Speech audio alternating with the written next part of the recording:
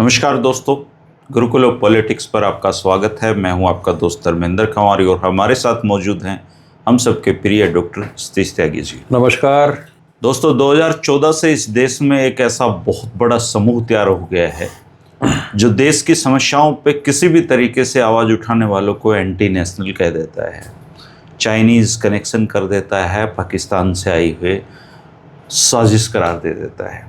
और इनकी ये बात धड़ल्ले से चल रही है। आजकल गली मोहल्लों में ऐसे दो चार लफंगे आपको जरूर मिल जाएंगे जो देश में उठती हुई हर प्रजातांत्रिक आवाज़ को इसी तरीके से बता के दरकिनार कर देते हैं।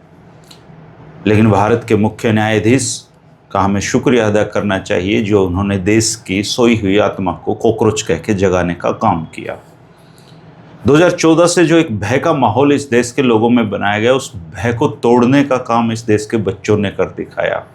जिस आंदोलन को इनको लग रहा था कि मरा हुआ एंटी नेशनल कहने से ये इनको दबा लेंगे, वो आंदोलन अब पूरे देश में फैलता हो जा रहा है।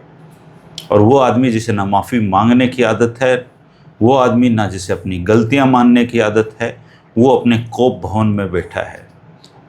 अगर वो हार गया तो फिर उसको तानाशाह कौन कहेगा।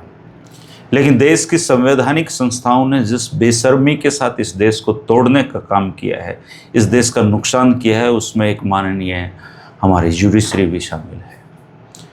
जिस चीफ जस्टिस ने देश के युवाओं को कॉकरोच कहा था, आज उनके पास समय नहीं है दिल्ली पुलिस की उन बर्बरतापूर्वक वीडियो देखने का जिनमें ये अनुरोध किया जा रहा है उनसे कि आप देखिए बच्चों के साथ क्या हो रहा है इस देश में।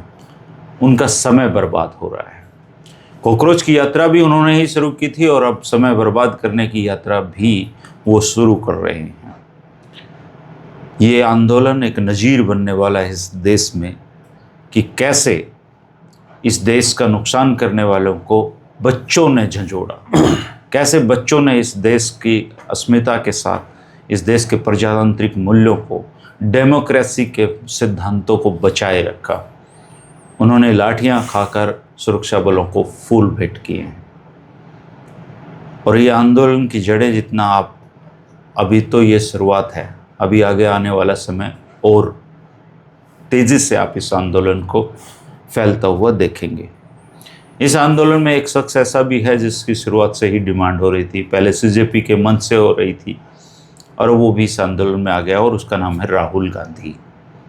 पॉलिटिकल पार्टियों के बीच क्रेडिट गेम चलता है, लेकिन यहाँ पर अखिलेश यादव और राहुल गांधी दोनों ही इस आंदोलन में बीजेपी के ट्रैप से अलग हटके दिखाई दे रहे हैं। आने वाला समय बहुत क्रूशियल होगा दोस्तों, क्योंकि गली मोहल्लों की ये एंटी नेशनल गैंग है, ये सक्रिय हो चुकी है, लेकिन लोग इनको आइडेंटिफाई भी कर रहे हैं। उन पुलिस वालों को भी आइडेंटिफाई किया जा रहा है जिन्होंने बहन बेटियों के साथ बर्बरतापूर्ण कायराना हरकतें की हैं। लेकिन सब उंगलियां एक जैसी नहीं होती। बहुत ऐसे लोग भी इस पूरे प्रोटेस्ट के हीरो हैं जिनके हाथ में लाठी है, लेकिन उन्होंने उतनी ही चलाई जिससे किसी का नुकसान ना हो। ऐसे लोग भी इस आंदोलन में हैं जो जोमेटो और स्विगी से अपनी मदद भेज रहे हैं। ऐसे अंकल आंटियाँ भी इसमें हैं जिनके बच्चे पढ़ लिख कर कामयाब हो चुके हैं, लेकिन उनको पता है कि अकाउंटेबिलिटी की मांग करना, जवाबदेही की मांग करना देश में कितना ज़रूरी है। आप सब लोग भी इसमें अपना योगदान दें, क्योंकि यहाँ बात पार्टी की नहीं है, यहाँ बात संवेदनाओं की है, यहाँ बात प्रजातांत्रिक मूल्यों की है। और बच्चे अगर जवाबदेही मांग रहे हैं तो बड़ों की जिम्मेदारी बनती है कि वो उनको एक ऐसी सरकार दें जिसमें जवाबदेही होनी चाहिए। अगर ये उस जवाबदेही को देने के लिए तैयार हैं तो इनको चुना है उसी के लिए। आप इस पर अपने विचार जरूर रखना दोस्तों। त्यागी जी जी, इस आंदोलन के इतने कोण बन चुके हैं कि किसी एक कोण से पकड़ना इस आंदोलन को थोड़ा सा मुश्किल लग रहा है मेरे को। लेकिन शुरुआत सीजीआई से ही करते हैं। सीजीआई इस आंदोलन के जनक कहे जा सकते हैं, ब्रेन चाइल्ड उन्हीं का है ये। क्योंकि अगर वो देश के युवाओं पे ये टिप्पणी नहीं करते तो आज शायद ये नौबत भी नहीं आती।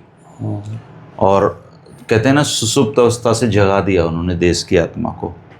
लेकिन आज उनके पास एक अवसर था जुडिशरी में जनता का विश्वास बहाल करने का।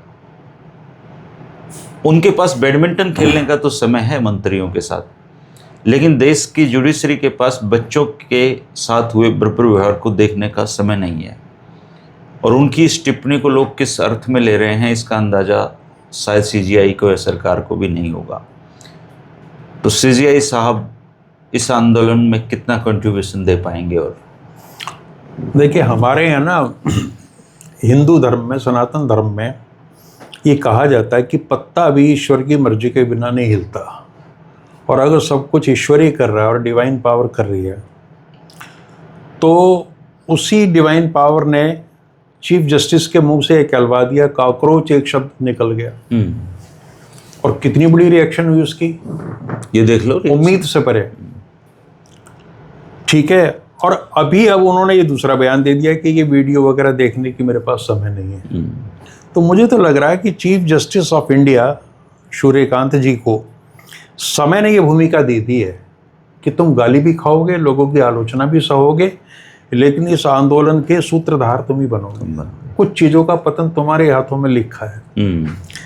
अब इन चीज़ों का कोई वैज्ञानिक आधार नहीं है, कोई राजनीतिक समझ नहीं है, लेकिन जब मनुष्य की बुद्धि जवाब देने लगती है तो वो यही सोचता है, परमात्मा की तरफ देखता है कि अब तो ही संभाल। तो चाहते ना चाहते ऐसी उन्होंने कुछ बात तब कह दी और एक अब ये कह दी। ये वाली जो दूसरी बात है, इसने आग में और घी डाल दिया। चूँकि उनके इस बयान की और भी ज़बरदस्त प्रतिक्रिया हो रही है कि एक सीजीआई के पास में इतना समय नहीं है कि वो वीडियो देख लें एट्रोसिटीज़ की, जो उत्पीड़न हो रहा है वहाँ बच्चों का, जबकि सारा देश इस समय बहुत एजिटेटेड है केवल इसी बात को लेके। अधिकांश लोगों के लिए पेपर लीक और एजुकेशन पॉलिसी बहुत पीछे चली गई है। मुद्दा ये हो गया है कि पुलिस ने कितनी बेरहमी के साथ सरकार के निर्देशों से और आदेशों के तहत किस तरीके से बच्चों की पिटाई की है। और देश जो है ना, कोई भी हो, जो समाज है वो भावनाओं पर आधारित होता है। ये जो दृश्य लोग देखते हैं, इस तरीके की पिटाई हो रही है और एक बेचारी नियत्थी बच्ची जा रही है और उसके साथ, मतलब आप कल्पना नहीं कर सकते किस तरीके से डंडा लेके उसको पीछे से ये किया जा रहा है। मतलब 10 साल के बच्चे की पिटाई हो रही है और आपके पास जो डंडा है उसके अंदर आपने कील ठोक रखी है, कील लगा रखी है, पैलेट गन्स चल रही हैं। तो ये जो दृश्य देखा गया, जिसको लोग कह रहे हैं कि दूसरा जलियांवाला बाग है, तो इसने एक ना चेन ऑफ रिएक्शन शुरू कर दी है कि हर आदमी, और फिर जो हम टीवी पे देखते हैं, लोगों से पूछा जा रहा है कि आप कहाँ से आ रहे हो, तो बहुत दूरवर्ती स्थानों से वो लोग आ रहे हैं और बूढ़े लोग आ रहे हैं जिन्होंने अपनी जिम्मेवारियां जीवन की खत्म कर ली, और वो कह रहे हैं कि हमसे वहाँ खाना नहीं खाया जा रहा, हमें अपने आप मतलब शर्म आ रही है कि हम क्यों बैठे हैं जबकि हमारे बच्चे वहाँ पिट रहे हैं। तो मैं तो ये कह रहा हूँ कि ये बहुत ज़्यादा इमोशनल मूवमेंट हो चुका है इस समय, जिन लोगों का सीधे सीधे कोई लेना देना नहीं है, और वो लोग इस आंदोलन में कूद रहे हैं। तो इसका मतलब ये है कि बहुत कई चीज़ें आगे जाने वाली हैं। और जैसे हमने कल भी चर्चा की थी कि आंदोलन पूरी ताकत से पूरे देश में फैलेगा। आज 16 मेट्रो स्टेशन बंद किए गए दिल्ली के और कहा यह जा रहा सरकार की ओर से, आज उनके ग्रुप ऑफ मिनिस्टर्स की बैठक भी हुई है, तो उन्होंने जिस तरीके की चीज़ें बाहर निकल के आई, वो ये कह रहे हैं कि हम धर्मेंद्र प्रधान का इस्तीफा तो लेंगे ही नहीं, सरकार इस पर विचार ही नहीं करेगी। कंपनसेशन जो देना, जिन लोग बच्चे जो मरे हैं उसके बारे में हम विचार करेंगे।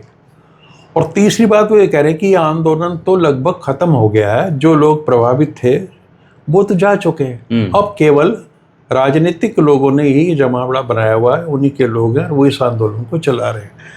इससे आज की जो लेटेस्ट सरकारी पक्ष आपके सामने आया, आप अंदाज लगा सकते हैं कि सरकार इस आंदोलन के प्रति कितनी गंभीर है। ग्रुप ऑफ मिनिस्टर्स जो है वो बात सुन रहा है, नड्डा बात सुनते हैं, कहेंगे कि मैं पूछ के बताऊंगा।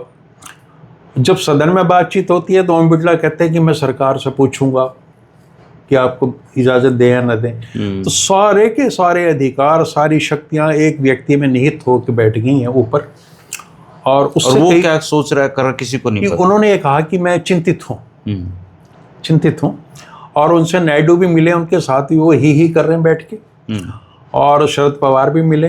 तो वो अभी भी इसी तिकड़ों में है, कैसे वो अपना एक झूठा फर्जी एक बहुमत तैयार कर लें और उसमें अपने मनचाहे कानून पास करा लें। उन पे धर्मेंद्र जी, हमने कितनी बार कह लिया है, उस व्यक्ति पे कोई असर नहीं चीज़ों का। 700 के मरने पे जिस पे कोई असर नहीं हुआ, वो 20 के पे क्या असर करेगा। तो बहुत ही, मतलब हम वक्त के जो क्रूरतम अध्याय है उससे गुजर रहे हैं इस समय। कोई कुछ नहीं कर सकता। और ये बात धीरे धीरे इस देश के लोगों की समझ में आ गई है। देश हमारा जो है वो धर्म भीरू है, ईश्वर को मानने वाला है, और उनको ये लग रहा है कि अब पतन की प्रक्रिया आरंभ होगी और हमने उसमें आहुति देनी है। ये स्थिति इस समय इन्होंने यहाँ पे ला के खड़ी कर दी है। और ये जो बहुत से लोग ऐसे हैं ना कि जो बड़े अपने आप को बौद्धिक चेहरे हैं इस देश के, उनको अभी इनके समर्थित चैनल बिठा के इस तरह की बातें कहलवा रहे हैं जिसमें डिस्क्रेडिट किया जा रहा है छात्रों को। नहीं, उसकी तो जरूरत ही नहीं है। इनका जो 10-12 करोड़ लोग हाँ, हैं, वो उनको आप कुछ भी मत दिखाओ तब भी वो ऐसे ही रहने। नहीं, अब दरअसल उन 10-12 करोड़ जो मूर्ख हैं, बुद्धिविहीन है, उनको अपने पाले में बनाए रखने की सबसे बड़ी चुनौती है। क्योंकि ये जो निकला है ना, जो निकल के आ रहे हैं बाहर, ऐसे बच्चे आ रहे वोट बैंक हैं, वो कह रहे हैं मेरे माँ बाप मूर्ख हैं, मेरे बाप अंधभक्त हैं, मानते ही नहीं। ये धर्मेंद्र जी जो जंतर मंतर पर टिके हुए हैं उसमें 80% वो लोग हैं जो भाजपा का वोट बैंक थे पूर्व में। या एक तो मैं ऐसा देख रहा था कि जी हमने तो पिछले मतलब ये इस इलेक्शन में भाजपा को वोट दिया और मेरे बच्चों ने मुझे शर्मिंदा करा कि आप यहाँ बैठे हो, तब मैं निकल गया और मैं भाजपा का कार्यकर्ता हूँ। तो इनको अब इनका मुख्य इस समय चुनौती यही है कि कैसे जो हमने पिछले 15-20 सालों में जो मूर्खों की एक सेना तैयार की है, भीड़ तैयार की है, उन्मादी भीड़, जो हमारे निर्देश पे कुछ भी करने के लिए तैयार है, कहीं वो हमारे हाथों से ना निकल जाए। इनकी चुनौती ये बड़ी हुई है। जो नुकसान होना वो तो होना ही है, लेकिन अब सबसे बड़ा सवाल यही है कि जो हमारी अपनी जो निजी सेना हमने तैयार की थी वो कैसे काम करे। और इनके यहाँ एक रिवायत है कि प्रधानमंत्री हो या पार्टी का राष्ट्रीय अध्यक्ष हो, वहाँ से लेकर पन्ना प्रमुख तक सबकी एक ही भाषा है। अब नई चीज में जो मेरी समझ में आ रही कि अब वो इस मूवमेंट को कोई ना कोई हिंदू मुस्लिम या कोई ऐसा कम्युनल एंगल देने के लिए बहुत बेचैन है, कोशिश करेंगे। पाकिस्तान वाला तो आना शुरू हो गया है ना, लेकिन इस देश का मुसलमान बहुत समझदार है, बड़ी उसने सहनशीलता से काम लिया। वो दिखता ही नहीं, उसको बहुत प्रोवोक किया गया, उत्तेजित किया गया पूरे उसमें, और उसने सारी चीज़ें झेली हैं। अब उसका शायद प्रोवोकेशन का जो है हाइट आने वाली है कि कुछ ऐसे तत्व इसमें आंदोलन में शामिल किए जाएंगे।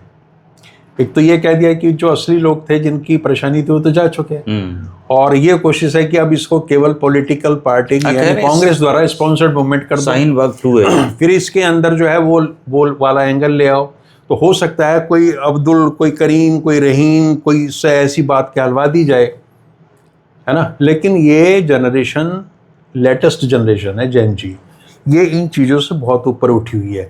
हमारा जो दौर था हमने दुनिया नहीं देखी थी उस समय तक। ये लोग जो बच्चे हैं आज के, ये दुनिया को देख भी रहे हैं। और आप कमाल की बात है कि हमारे हरियाणा और पंजाब में इन क्षेत्रों में तो लोग अपनी जान पे खेल के विदेशों में जा रहे हैं। तो ये ऐसी जनरेशन है जिसको ये लग रहा है कि अगर हमारा भविष्य यहाँ सुरक्षित है तो हम यहाँ रहेंगे, अन्यथा प्रतिभाशाली लोग हैं ये अपनी प्रतिभा के दम पे विदेशों में जाएंगे।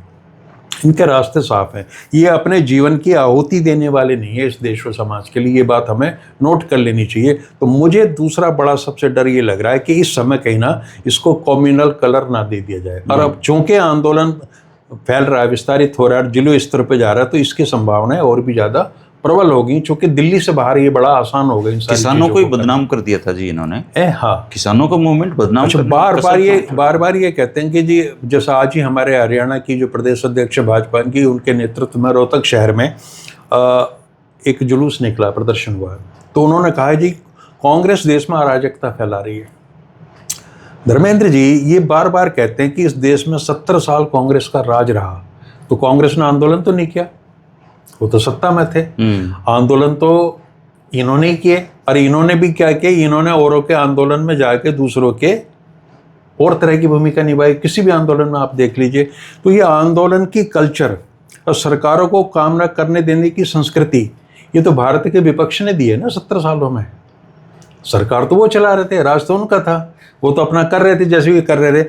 उस समय में जो उग्र आंदोलन हुए हैं वो तो विपक्ष ही कर रहा था ना भारत का। और एक दौर में ये भी कहा जाता था कि कांग्रेस को राज करना, वो अपोजिशन करना नहीं आता और इनको राज करना नहीं आता। वो चीज़ अभी तक बिल्कुल सही सिद्ध हो रही है कि आज भी भारतीय जनता पार्टी गवर्नेंस नहीं कर पा रही, और एजिटेशन है। भाई आपकी सरकार है और आपके खिलाफ पूरा माहौल बन रहा, आप विपक्षी पार्टी के दफ्तरों पे जाके प्रदर्शन कर रहे हैं, ये समझ से परे की बात है।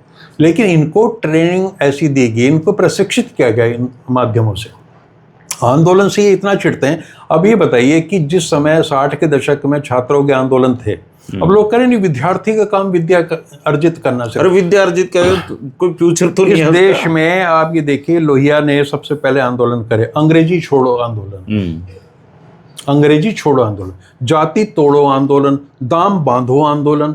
और कर कौन रहा था? इस देश के स्टूडेंट कर रहे थे सारे, यूनिवर्सिटी के छात्र। सतपाल मलिक जैसे लोग मेरठ में नेता बनकर उभर आए। 60-70 के दशक में एक लड़की थी जिसके साथ कुछ बदतमीजी हुई थी, मेरठ में इतना बड़ा आंदोलन हुआ था, छात्र आंदोलन। आप ये देखिए, जब प्रथम राष्ट्रपति हमारे भारत के डॉक्टर राजेंद्र प्रसाद ने बनारस में, काशी में मंदिर में प्रवेश करने को जाना था, तो राजनारायण खड़े हो गए कि जी मैं पहले राष्ट्रपति से पहले मैं एक, उस समय हरिजन शब्द यूज कर लेते थे दलितों के लिए, उसका प्रवेश कराऊंगा। एक भूमिहार ब्राह्मण नेता समाजवादी पार्टी का, और वो इस जिद पर अड़ गया कि मैंने राष्ट्रपति से पहले एक दलित का प्रवेश करना है, क्योंकि तब दलितों का प्रवेश प्रतिबंधित था। तो उस समय की मांग को देखते हुए राजनारायण ने ये सोचा कि भाई ये अन्याय है और मैंने ये करना। राजनारायण की दाढ़ी पकड़कर काशी की सड़कों पर खींचा गया। कांग्रेस की सरकार थी ना, तो सरकारों का ये चरित्र ऐसा ही होता है। और कितने आंदोलन हुए हैं जेपी के मूवमेंट में, जेपी के ऊपर लाठी पड़ी। नानाजी देशमुख जो इन्हीं के नेता थे, वो कहते, वो सारा श्रेय ये लेते हैं कि मैंने बचाया, वो उसके ऊपर गिर गए लाठी। तो सत्ता हमेशा इन हथकंडों का इस्तेमाल करती है दबाने के लिए। वो कोई दूध के धुले नहीं है जिन्होंने 70 साल राज किया, उन्होंने खूब लाठी चलाई है, खूब गोलियां चलाई हैं। लेकिन भाई आप तो एक अलग किस्म की पार्टी थे, तो आपको तो इनसे अलग होना चाहिए है? लेकिन उन्होंने चुनाव आयोग को कैप्चर नहीं किया जी। अब सवाल, उन्होंने जुडिशरी को कैप्चर नहीं किया, संवैधानिक, उन्होंने ईडी सीडी का उपयोग मैं सिर्फ ये बता रहा हूँ कि आंदोलन जो कि लोकतंत्र के प्राण हैं, वो ऐसे ही होते हैं। इस देश में महात्मा गांधी ने आज़ादी से पहले आंदोलन किए, सरदार पटेल ने आंदोलन किए। अगर केवल गांधी करते तो ये उसके पीछे पड़ जाते, लेकिन बारदोली का आंदोलन सरदार पटेल ने किया।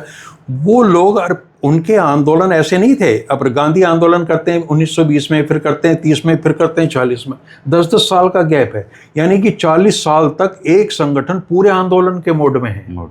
और ये हमारे जो भाई लोग हैं, ये उस आंदोलन से दूर हैं। तो किसी भी धारा में शामिल नहीं होते, ना क्रांतिकारी धारा में, ना कांग्रेस की धारा में हो जाते हैं जी। क्रिमिनल एंगल में जहां मतलब हाँ, वो तोड़ना हो किसी को या अराजकता, उसमें शामिल हो जाते हैं। एक्चुअल में क्या उस समय तो अंग्रेज के मूल में नफरत है, अंग्रेज के साथ खड़े थे उस समय।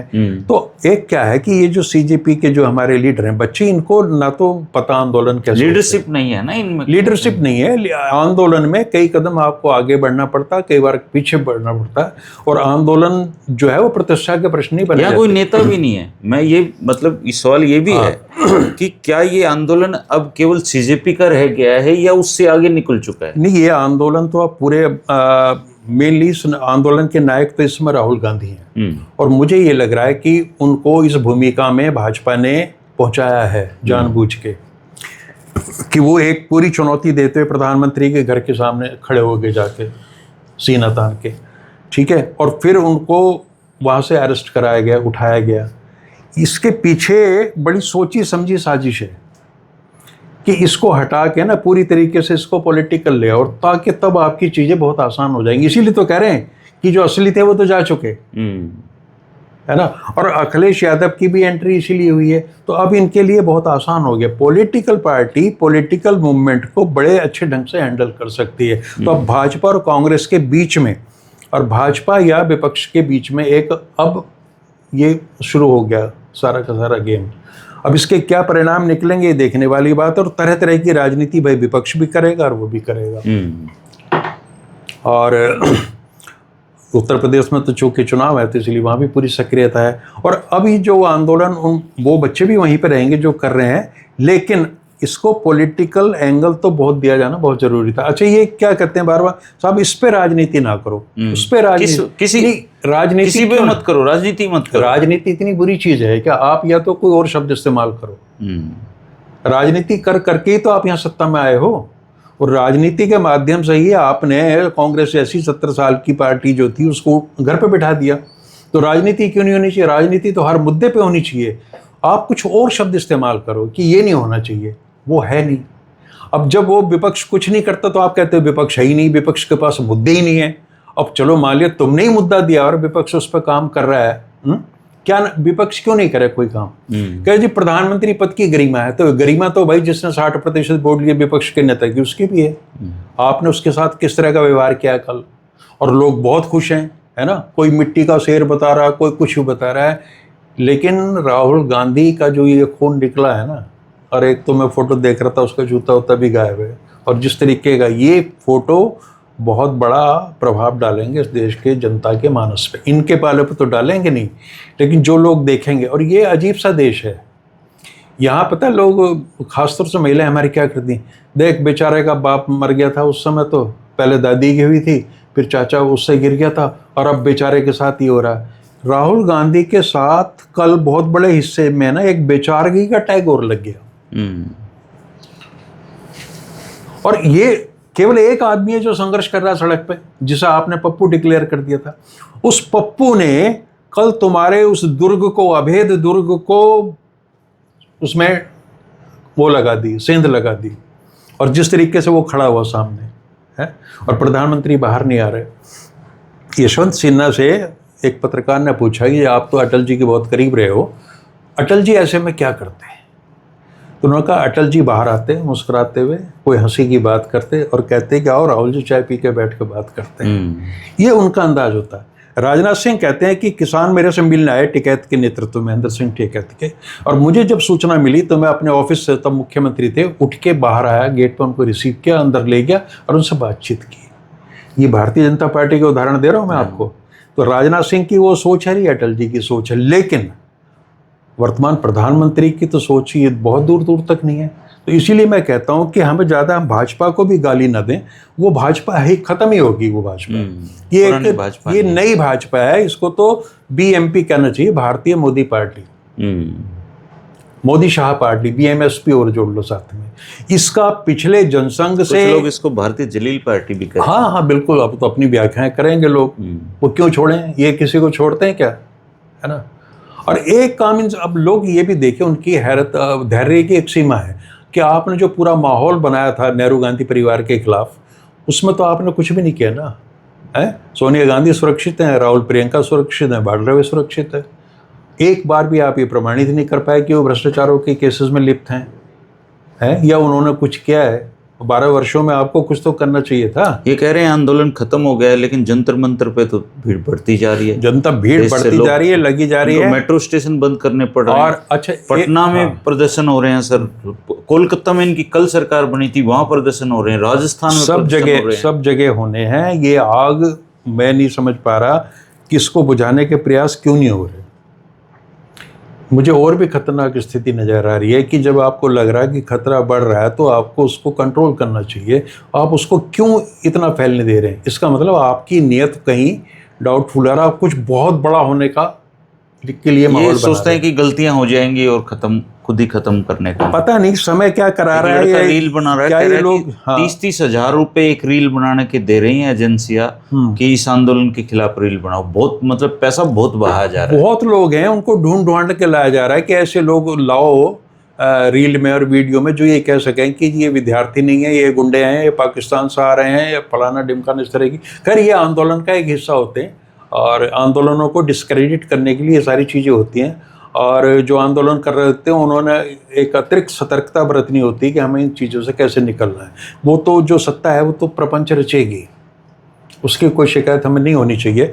अब ये है कि आप कैसे इस आंदोलन को अहिंसा के दायरे में रखते शांतिपूर्ण आंदोलन के रूप में अपनी बात लोगों तक पहुंचाओगे और वो समर्थन अपने आप लिए जुटाओगे। और ये जो मुद्दा है अब शिक्षा वाला इतना इम्पोर्टेंट है। मैं धर्मेंद्र जी पढ़ रहा था कि लगातार 2014 के बाद से हमारे शिक्षा के बजट में कमी आ रही है। शिक्षा के बजट में कमी सर, वीसी लगता है पैसे देके, हाँ, और वो पैसे पूरे करने पे फोकस रखता है बेचारा अपना। उसको जो टाइम मिलता है वो आरएसएस के कार्यक्रमों में चला जाता है। अभी सुबह एक मुझे यहाँ पे प्रोफेसर बता रहे थे, उनके डिपार्टमेंट के एमडीयू में इकलौते प्रोफेसर हैं, वो डीन भी हैं, सब कुछ वही हैं। तो बोले मैं वीसी से मिला कि वीसी साहब हमारे यहाँ पे आप भर्ती तो करो, उसके बिना बच्चे कैसे पढ़ेंगे। तो बोला क्या भर्ती करनी है? वो प्रोफेसर भर्ती करने, और क्या भर्ती, परमानेंट भर्ती कर दो। बोले नहीं परमानेंट तो हम नहीं कर रहे। तो बोले पोस्ट निकाल दी उन्होंने 26,000 रुपये यूनिवर्सिटी में पढ़ाने की सर 3 महीने के लिए। बोले 4 बच्चे आए इंटरव्यू देने के लिए जो यूथ हैं क्वालिफाइड हैं, चारों मना कर गए कि 26,000 रुपये में 50 तो हम कहीं ले रहे हैं, कोई कहीं ले रहा है, कोई तो एक पूरे ऐसे कई डिपार्टमेंट खाली पड़े हैं इस यूनिवर्सिटी में। देखो, पढ़ना पढ़ाना इनकी वरीयता है नहीं, ये उसमें विश्वास नहीं करते। मैं बिल्कुल पुख्ता आपको सूचना दे रहा हूँ, नाम नहीं लूँगा।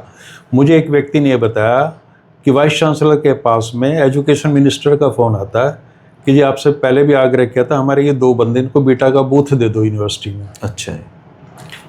और वाइस चांसलर ने ये कहा, यार मैं हैरत में हूँ कि क्या हो रहा है, किसी एडमिशन की सिफारिश नहीं है, कुछ ये नहीं है कि एकेडमिक माहौल ठीक कर लो या क्या है। मंत्री ये कह रहा है कि मेरे आदमी इसको बीटा का बूथ दे दो। सारे सेट हो रहे हैं। करो आप, क्या हो रहा है ये? जो वीटा का बूथ की जिसकी बेचारे की हैसियत है वो वीटा का बूथ ले रहा है, और जिसकी फैक्ट्री की हैसियत वो फैक्ट्री लगा रहा है। 1,000 करोड़ खाए हुए बीजेपी के नेता सर मन से भ्रष्टाचार विरोधी बातें करते हैं। बीटा के बूथ चाहिए, गांव की गलियों तक में कमीशन खा रहे हैं ये लोग। और सुनो, ये कह रहे हैं कि वो जो हॉस्टल में बच्चे रहते हैं उनकी जो कैंटीन है, मेस है, उसके खाने का ठेका दे दो, है ना, सब्जियों का दे दो, आटे का दे दो। इस लेवल पे चीजें ऑपरेट हो रही हैं। तो इनकी प्राथमिकता साफ हो जाती है। सर, कोई बड़ा मंत्री, मतलब शिक्षा मंत्री लेवल का आदमी अगर वाइस चांसलर से ये कहेगा, वो क्या करेगा? उसके पास लोग पहुंच रहे हैं अप्रोच। तो ये यूनिवर्सिटी का हाल इन्होंने ये बना दिया है। और वो यूनिवर्सिटी के एक्चुअल में वो तो शाखाएं हैं, कहीं 200 एकड़ की शाखा है, कहीं 600 एकड़ की शाखा है। इनको दे देंगे ये रिलायंस को, अडानी को, अंबानी को, क्योंकि फेल होनी है ये, फिर इनको दे दो। भैया आप ये देखिए, जिस देश में 1 लाख स्कूल बंद कर दिए गए हों, तो वहाँ क्या शिक्षा नीति पे बहस नहीं होनी चाहिए? है, पेपर लीक हो रहे हैं, क्वालिटी ऑफ एजुकेशन ये है कि गुणवत्ता की तो बात ही नहीं है अभी। क्वालिटी ऑफ एजुकेशन हमारी है, हमारी एम्प्लॉयबिलिटी ये है कि एक दौर आया था इंजीनियर्स बनाने का, अब वो कहाँ चले गए इंजीनियरिंग कॉलेज? कहाँ चले गए? इसरो छोड़ रहे हैं सर, वैज्ञानिक इसरो से जा रहे हैं। हमारे जो इंजीनियरिंग ग्रेजुएट्स हैं वो जोमेटो की और स्विगी की और उसकी फ्लिपकार्ट की डिलीवरी कर रहे हैं। तो क्वालिटी ऑफ एजुकेशन, आप कहोगे जी सब कांग्रेस ने नाश करा। भैया 12 साल 13 साल कम नहीं होते, और गुजरात जैसे प्रांत में तो 25 साल का आंकड़ा है। तो आपको कितना समय चाहिए सुधारने के लिए? मान लिया हमने सब कुछ, उन्होंने सत्यानाश कर दिया था, पर तुमने कहीं तो तुम्हारी नीयत दिखनी चाहिए थी। इन्होंने कहा कि एजुकेशन से ज़्यादा ना स्किल की ज़रूरत है, तो एक अलग सा मंत्रालय बनाया कौशल का। उसका बजट पहले था 0.6% जब शुरू हुआ था, बीच में थोड़ा थोड़ा बढ़ा कर आज 0.5% है। तो ना तो आप स्किल जनरेशन कर पा रहे, एजुकेशन का बजट लगातार कम होता जा रहा है, और ना ही कहीं आपने क्वालिटी एजुकेशन देने के लिए कोई बात करी। शिक्षा के निजीकरण की ओर आप लगातार बढ़ते जा रहे हो। बल्कि हमारा मत ये है यार, बहुत लोग उससे सहमत होंगे कि भैया इस देश में आप अपने एमपीज को खाली क्यों रखते हो? आप 15 दिन का सत्र केवल इस बात पे बुलाओ कि हमारी शिक्षा में क्या कमियां हैं। अब आप दोबारा से इसका पुनर्निरीक्षण कर लो। जब 14 में सरकार आई, आरएसएस ने सर मोदी से एक ही चीज मांगी, हमें शिक्षा दो। तो आज बीजेपी कहीं नहीं है शिक्षा में। शिक्षा तो पूरा आरएसएस कंट्रोल कर रहा है जी। वही मैं कह रहा हूँ, इतना बड़ा परिवर्तन आ गया। धर्मेंद्र जी, मैं एक पढ़ रहा था उत्तर प्रदेश में, इन लोगों को ये तो अध्ययन करते नहीं ना उस चीज़ का। यूपी में एक जगह है सोनभद्र, वहाँ पे एक रिहंद बांध बना है, रिहंद नदी के ऊपर, और वो 1954 में बनना शुरू हुआ था, 1962 में देश को समर्पित किया। और उसके बनने में, उसके प्रोसेस में कितनी दिक्कतें आई। आज तो आपके पास पूरा इंफ्रास्ट्रक्चर है, तब तो कुछ भी नहीं था। एक जंगल था, पूरा एक घाटी थी जंगल, और उसमें आपने जाके उस रिहंद नदी के पर बांध बनाया जो आज हिंदुस्तान का सबसे बड़ा बांध है। कितनी दिक्कतें उस समय में आई होंगी। और उस समय की आप देखिए कि मंत्रियों को स्वायत्तता कितनी थी। उसमें चौधरी चरण सिंह मंत्री थे, लाल बहादुर शास्त्री गृह मंत्री थे, और मंत्री थे तरह तरह के। वो एक दूसरे को चिट्ठी लिख रहे हैं। और चौधरी चरण सिंह की किताब में मैं पढ़ रहा था कि वो यही ढूंढते रहते थे कि किस लेवल पे भ्रष्टाचार हो रहा कहीं। वो मजाक में लिख रहे हैं कि चौधरी साहब को तो सनक होगी कि ये देखें कहीं गलत काम तो नहीं हो रहा। तो एक कोई इंडस्ट्रियलिस्ट थे, साहू जैन, हमारे नजीबाबाद के थे, तो वो कुछ ये कह रहे थे कि जी वाराणसी में वहाँ पास में है, वहाँ मेरा बिजली का कारखाना बनवा दो, और ये मेरे को संयंत्र वहाँ लगवा दो, और मैं ये कर दूंगा। उस पर पूरे मुख्यमंत्री से असहमति हो रही। मुख्यमंत्री संपूर्णानंद निर्णय नहीं ले पा रहे मंत्रियों की वजह से, और मंत्री बाकायदा फाइल पुट कर रहे हैं। आज केवल एक ही बैठा है और वही सारे निर्णय लेता है। वो देश भी चला रहा है, सारे प्रदेश भी वही चला रहा है। तो ऐसे में इन्होंने सिर्फ देश के लिए नहीं, अपने लिए भी गड्ढे खोद दिए। हालात ये हैं। तो अब ये बिल्कुल यशवंत सिन्हा ये कह रहे थे कि प्रेशर कुकर है, ये सीटी मार रहा है, प्रेशर बन रहा है ना, जिस तो दिन ये सीटी वो बंद सीटी होगी मारता विस्फोट हो है जाएगा कि भाई मेरे को या तो मेरी को निकाल लो हवा थोड़ी सी, अगर तुम्हारी दाल नहीं गली है तो, और नहीं तो फिर हटाओ इसको। तो ये जो आक्रोश है ना 12 साल का, ये सब इकट्ठा हो गया इस समय, और ये सिटी मारे चला जा रहा, मारे चला जा रहा है, उसको दबाने की कोई कोशिश नहीं कर रहा, ना कोई हफ्स की हवा निकाल रहा है। तो अब तो ये फटेगा, फूटेगा, आक्रोश अपनी चरम सीमा पे है। नहीं, जुडिशरी की अगर आप बात करो सर जी। एक चैप्टर था जुडिशरी के ऊपर, उसको हटाने के लिए तो सीजीआई के पास पूरा टाइम था, और अब ये मतलब बच्चों की सुनवाई करने का उनके पास टाइम नहीं है, तो लोग तो सवाल तो उठाएंगे ही सर।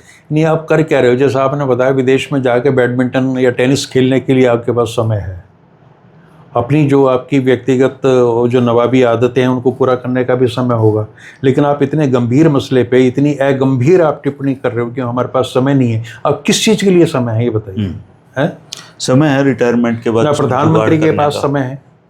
और अब जब आप नहीं सुनोगे, जब सही मंच पे बात नहीं सुनी जाएगी, संसद में बात नहीं सुनी जाएगी, तो लोग सड़क पे आएंगे, और उसका नतीजा ये है कि पहली बार सड़क पे चलते चलते वो वहां पहुंच गए जहां जाना वर्जित था। सही है। निशिकांत दुबे का बेटा लेट हो गया सर पेपर से। और इतना झूठा है, मैं निशिकांत दुबे की बात बताऊं, बोला कि मेरा बेटा लेट हो गया, पेपर तो 11 से 2 बजे था, उसका लेट हो गया थी, है वो 3 बजे आए और वो आया 3:30 बजे। मतलब इनको अकल इतनी भी नहीं है कि झूठ भी बोलना नहीं आता। वो बेटा बाहर से एलएलबी करके आया है विदेश से, हाँ, तभी उसको पेपर देने की जरूरत पड़ी बेचारे को यहाँ पे। हाँ, मतलब इनके बच्चे तो विदेशों में पढ़ेंगे, यहाँ जो बच्चे पढ़ रहे हैं वो अच्छी शिक्षा की भी डिमांड ना करें, ना वो अच्छे पारदर्शी तरीके से पेपर भी ना मांग करें। शिक्षा की गुणवत्ता एक दौर में बहुत अच्छी थी, तभी तो आप ये देखो ना 60-70 के दशक में लोग हमारे विदेशों में गए, उस समय कोई हरगोविंद खुराना यहाँ के माहौल में पढ़ के जाकर नोबेल प्राइज लेता हुआ लिया ना। अब आप बताइए कहाँ है स्थिति? अब तो लगातार हमारी शिक्षा इतनी खत्म होती, मतलब ये खत्म हो रही है एक दूसरे ऊपर से, ये सारे इंस्टीट्यूशन को खत्म कर देंगे, निजी क्षेत्रों में डाल देंगे। अच्छा सर, लास्ट एक बार कंक्लूड करते हैं इसको। हाँ। अब ये जो आंदोलन है जी, ये किस मूवमेंट पे जाता दिखाई दे रहा है? देखो जी, मुझे तो ये लग रहा है कि ये धीरे धीरे फैल रहा है, और पूरे देश में ये फैलेगा आंदोलन, लोग सड़कों पर आएंगे, और नहीं आना चाहिए था लेकिन आएंगे, उनके पास कोई चारा है नहीं। इसको लाठी डंडे गोली के माध्यम से अगर दबाने की कोशिश जितनी की जाएगी ये और भड़केगा, और अब ये लोगों मतलब पूरे देश में जन जन तक चीज़ें पहुंच चुकी हैं।